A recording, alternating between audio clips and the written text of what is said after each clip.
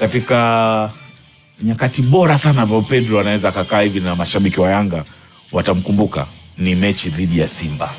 Hii ambao walifungwa mabao mawili alafu wakarudisha mabao yote mawili na still walikuwa na uwezo wa kupata magoli mengine hata mawili kwa sababu walitengeneza nafasi za wazi zisizopungua 3.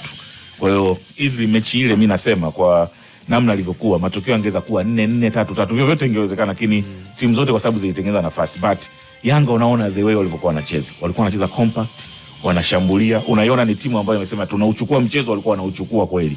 Kwa hiyo kwenye ile mechi Yanga wanaweza kusema yes, hii mechi walicheza. Lakini nenda hata kwenye mechi za ligi ya mabingwa, yani ukitaka kuamini kwamba ilikuwa hivyo kwenye mechi za ligi ya mabingwa Yanga hata kama walikuwa wanashinda ama mechi ambayo wametoka sare, unawaona yani hawana ile fitness, hawana ile ushawishi wa kusema kwamba ilikuwa kweli ni timu ambayo inavutia. Kwa hiyo ulipomalizia hapo Gilbert upo sahihi. Mechi dhidi ya Simba ndio vile labda mashabiki wengi wa Yanga wanatamani kuiona timu yao inacheza kwa authority, ikiwa ni timu ambayo bingwa lakini ni timu ambayo ni kubwa.